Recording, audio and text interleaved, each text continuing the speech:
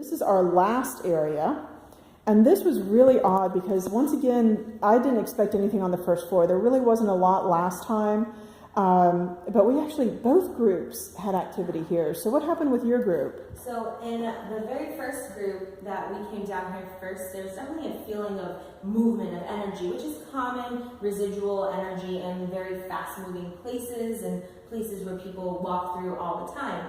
But there was a very strange energy around this area where the mailboxes are, where someone felt nauseous even, had to walk away, and then came back and was fine. So, and she felt some sort of heat energy on her when she was feeling nauseous and had to move away because she was physically not feeling well. And she said that she felt like something needed to push her away that was making her feel sick. And what's so weird is that when my group came here, the exact same spot, and in fact, I will bring the camera, she was standing pretty much right here because I was right next to her. And all of a sudden, she started saying, I feel really hot. She had an EMF meter that was going off the scale. I mean, it was going from like 2 to 7 and back down, which was really odd. Yeah, there's no electrical things over here. There's nothing going on. And we've been down here before, right? Yeah. Nothing. And all of a sudden, she not only felt hot, but then my hands, sometimes I actually have the sensation of like heat being drawn off of them, like energy being pulled. Yeah. And I started to feel hot, just my hands. We started asking questions. I asked if this was George, and there was no response. I was told by another psychic on February 9th that there's a janitor figure here by the name of George who keeps to himself but mutters, and he only had one job in his life, and it was here. So he kind of still haunts this area, and I think he's been picked up before. He's a little bit cantankerous, a little cranky. So we asked if it was George, and there was no response. But we asked, are you a janitor? And the meter spiked.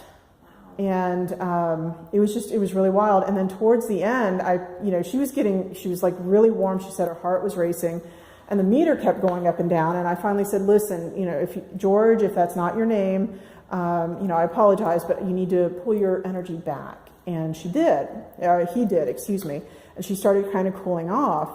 But right at that point, she said she started looking at people's faces, and she looked at me and she said, you have a big blue dot on your face.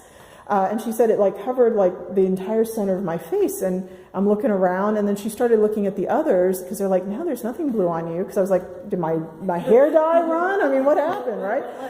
And she started looking at the others, and she said everybody had blue on them. And then at the very, very end, there was a young woman who was with our group, and she said she turned bright white.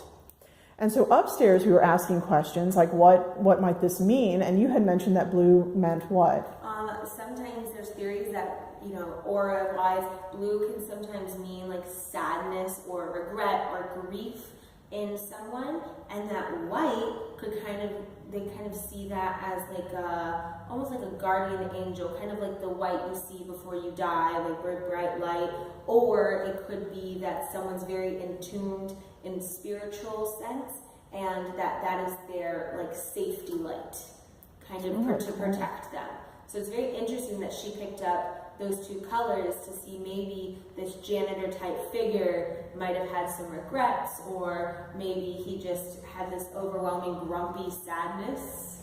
And the weirder part was that when we asked the young woman, I asked her, did you have somebody who recently passed away? She said she had several in the past couple years. And it was even weirder because she said nobody saw her do this, but she was holding the EMF meter, and when we were getting ready to go out, she said, Angie, are you with us? And she said the meter spiked. So the white coloring on her might have been a protective deity, or entity, somebody trying to protect her. It's really cool. All right.